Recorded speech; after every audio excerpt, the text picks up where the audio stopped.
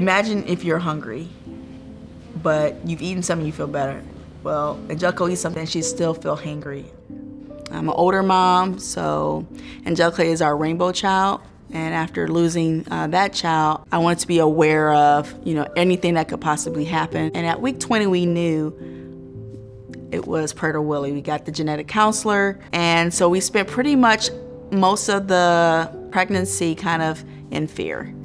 Once we got the diagnosis, it was all about doing research, just understanding what Prader-Willi meant and how our life was going to change. When she was born, Charles remembers, what did you remember about her cry or something like that? Oh, she had a very faint cry. And I was like, when I first heard it, I'm like, is this as loud as she can get? The other thing that I noticed was that she was floppy. For parents, it can be overwhelming once you have a chance to grieve, and you're still gonna keep grieving. Now you gotta focus on your baby. You gotta be thankful that they're here.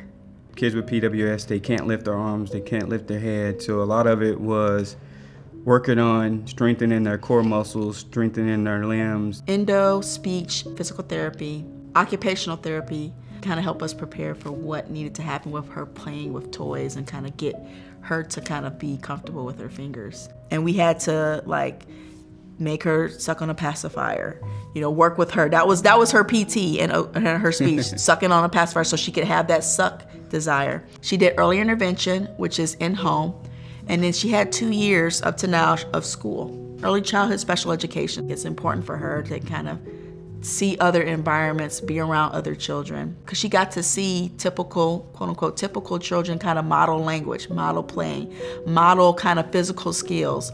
She climbed up the slides because she wanted to go after the kids who were climbing up the slides, even though she didn't really want to do the work.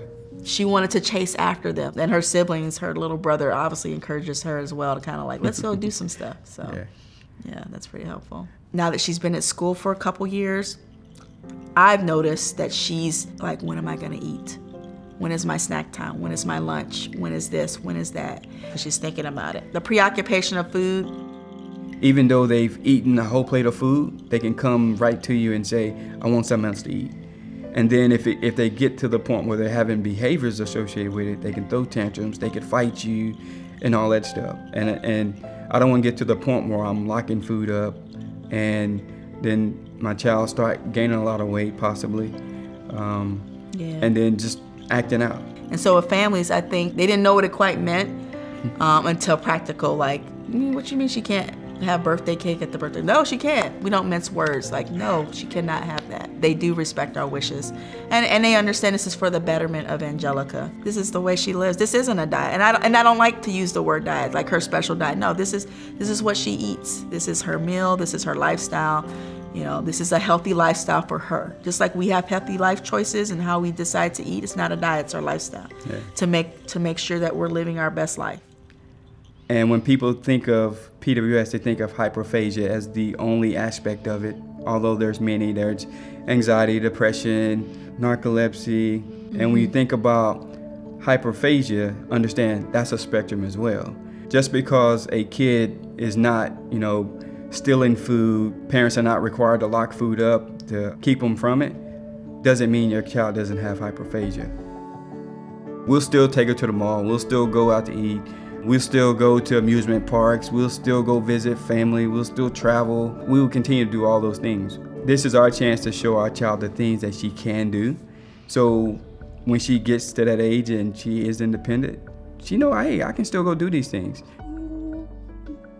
You gotta know their limits, but also you gotta know sometimes you gotta set the bar high for them so that they can go to it. And Angelica is definitely doing that, and we're thankful for that. The hope is that there's life beyond the preoccupation of food, that our life doesn't have to be centered around it. We owe it to our kids to continue to push for their independence, and I'll never give up.